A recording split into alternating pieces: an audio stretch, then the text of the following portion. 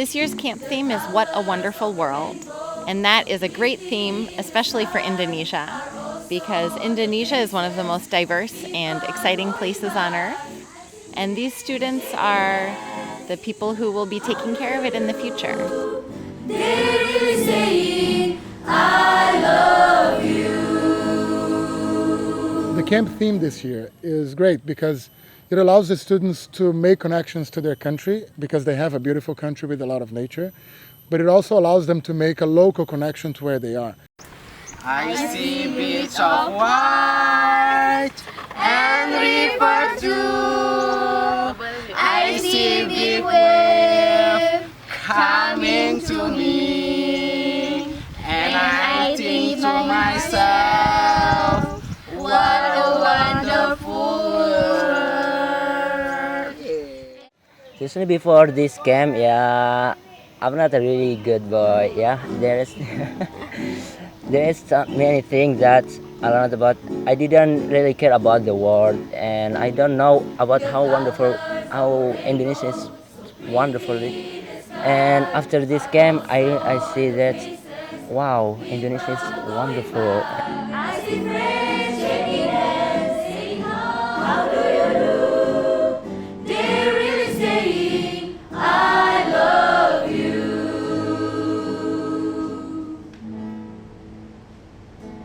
And I think to myself, what a wonderful world.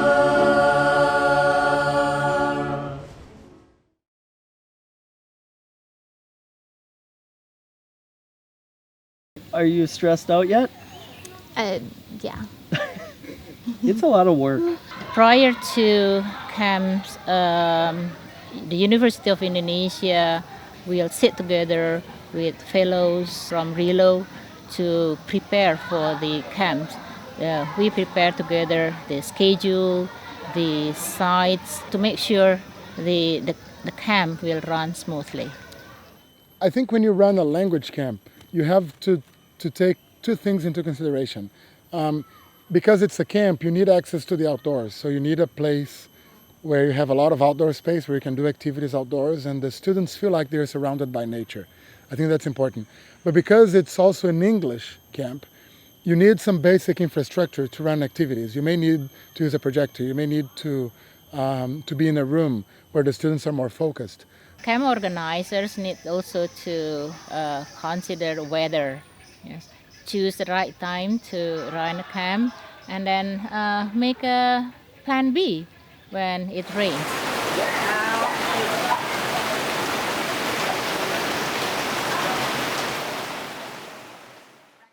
When you start to make a program for a camp like this, it can be a little daunting to look at having 2 or 3 days with the kids and to think about what you're going to do to fill that time. So we used a few different things to fill up that time.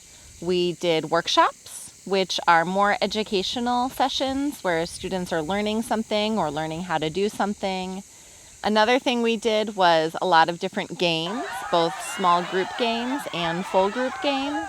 That gets kids up and moving so that they can burn off some of their energy and come back more focused for the more serious activities we do. We also, in the evenings, every night have just an evening assembly. We get together and sing songs, watch some skits, some funny games up in front of everyone. One of the most important things at these camps is just taking the time to spend time with kids. So the more time that leaders can spend with the kids, getting to know them as people and building relationships, the more meaningful the camps become for the students. Leading these camps is actually very awesome because you have the opportunity to decide how you want students to learn and what you want them to learn. And when those things happen, when you see them learning and when you see them growing and becoming stronger and better in something, then it's just a great feeling knowing that you had a chance to impact someone's life. Like American football. Yeah, things like that. When the night has come. The best workshops are ones where students are learning something. They really enjoyed learning about multiculturalism in America They love, of course, learning to make friendship bracelets and learning to play different American games. And they really enjoy the self-reflective workshops that we do too. So like writing poetry about themselves, or making a map of their life, or making a personal flag. Gives them a chance to think about their lives and think about their own personal strengths. Stand by me, please stand. Stand by me, stand by me. This year I will be doing a session on poetry. Our participants will be encouraged to reflect on their past, present, and future. They're encouraged to kind of think about who they were in the past, why they were that way, who they are now, and why they define themselves in that specific way, and then also set goals. Just talk about their hopes and dreams for the future and set goals for that. And hopefully this session will just be a good opportunity for our participants to kind of celebrate their identity.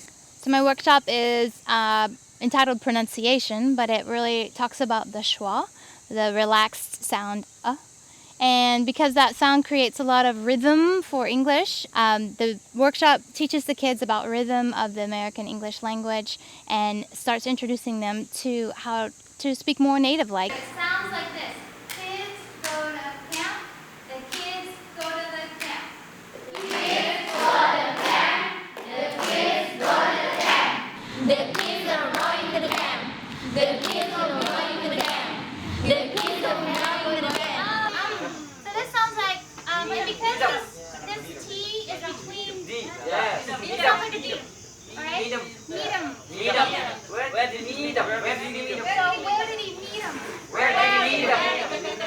Where did he meet him? Where did he meet him? I always like to teach this kind of thing, not necessarily to make them sound more native-like, but to help them when they're listening to native speakers, to help them understand them and understand what they're hearing. This camp, we are involving Access alumni students who graduated last fall.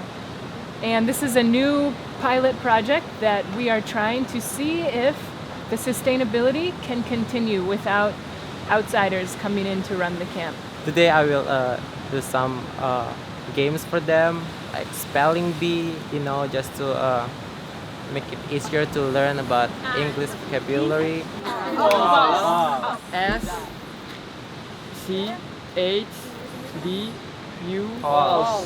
What is the capital city of USA? Washington DC. Yeah.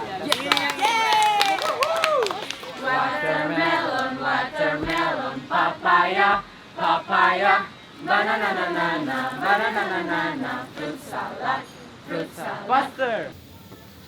Today I'm going to attempt to teach American football to Indonesian high school students. It's interesting. At first when I showed them the ball, they all said rugby. But once I taught them about the rules, the basic idea of the sport, they became more interested in American football. What are these? Eyes. Okay. Your eye is always on the ball.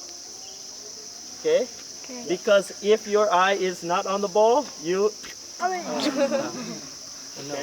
Okay. Many of the Indonesian students didn't know, they've never seen American football before, so they didn't know how to actually throw it. A lot of them were throwing it this way or even this way.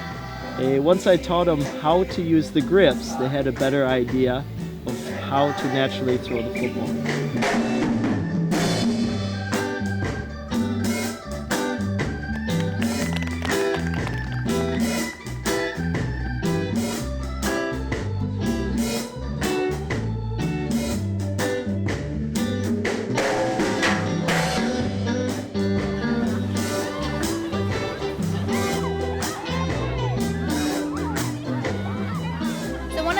That we do here in Indonesia is we sing a lot at our Access camps. The kids absolutely love to sing and they love learning new songs.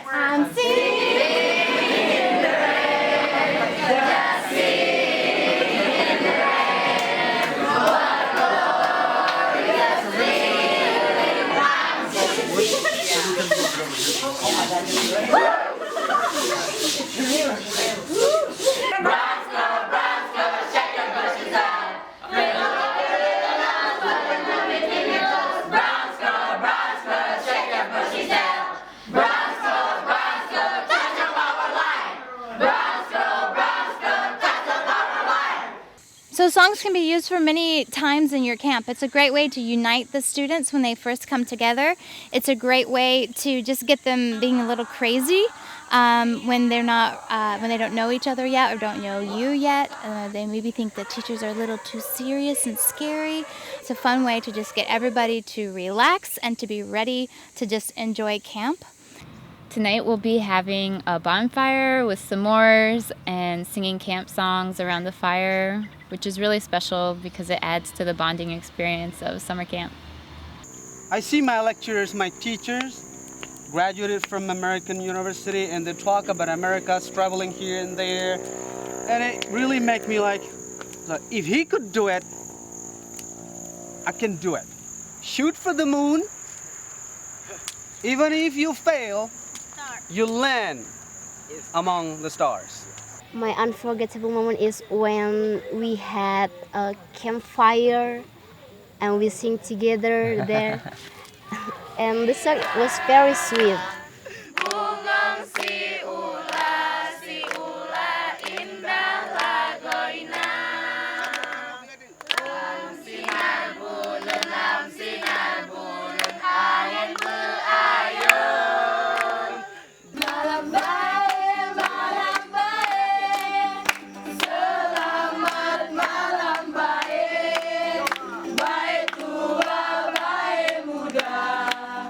Selamat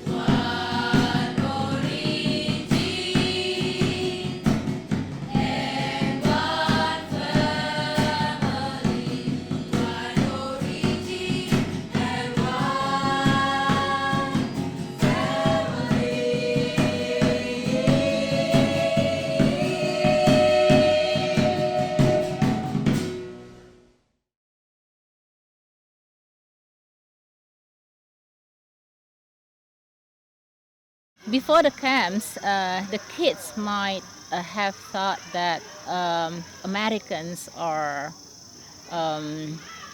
difficult to approach.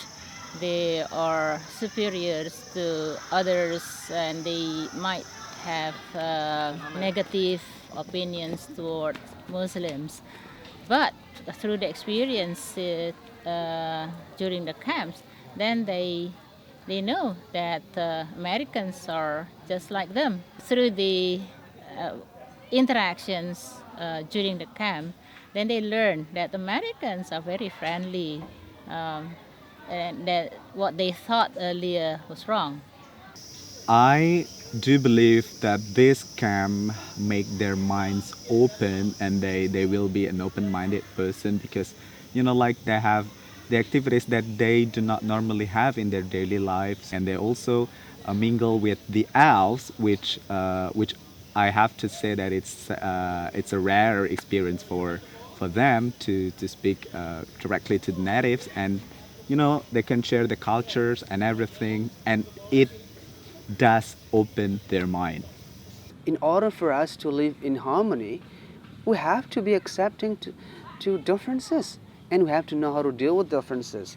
So perhaps this program really opened up their mind. There are actually differences and it's okay to be different from others. So they're not going to judge people because they are different. It's very important for me that to see that people that are not considered native speakers be working with English. When you run a camp, when you run English language activities, the most important thing is that whoever is running the activities is able to use English well. So they need to be able to use English well, and they need to be able to teach English to students. I think if you have those two skills, you can easily run a camp. Students naturally come up to me and ask me, "Oh, are you really American? Where are you from? And where are you really from?" And it just starts a natural dialogue of the diversity of Americans, and it's been great. I think all the Access students just ask really thought-provoking questions. You know that Access is not about just to teach English or American culture, but it's about how to make some peace with other people.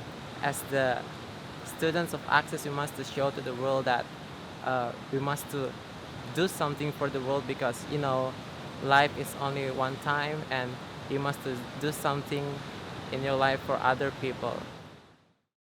The first time I went to Access, the students would ask me to repeat what I said all the time. And now I can talk to them normally, the same way I talk to anybody in the United States, any of the fellows. And I also think that Access gives those students a lot of exposure to English, and that's a crucial factor in developing language. The teachers say that the kids who've been to camps have changed.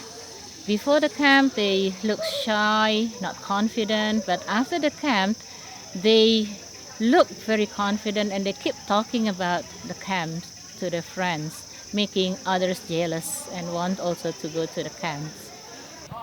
I want to thank Access because honestly, before I joined Access, I really hate English because I always get remedial in my subject in my school about the English, and I don't know. After I joined Access, I completely changed, and I really don't know why, but I like it. I like English, and I realize about how important that for me.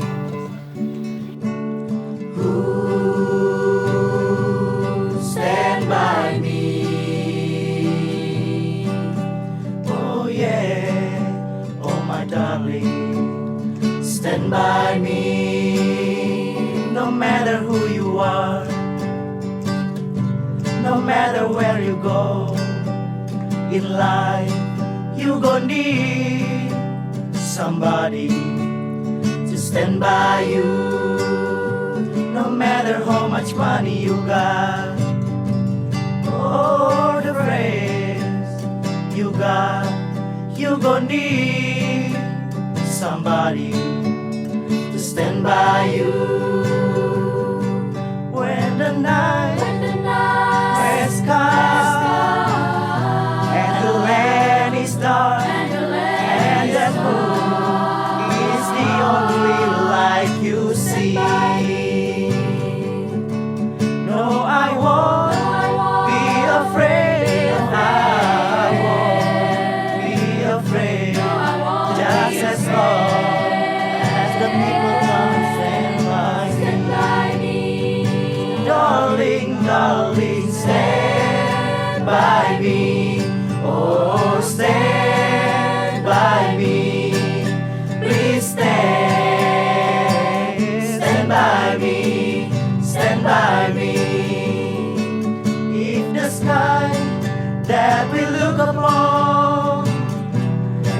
stumble and fall, and the mountains should crumble to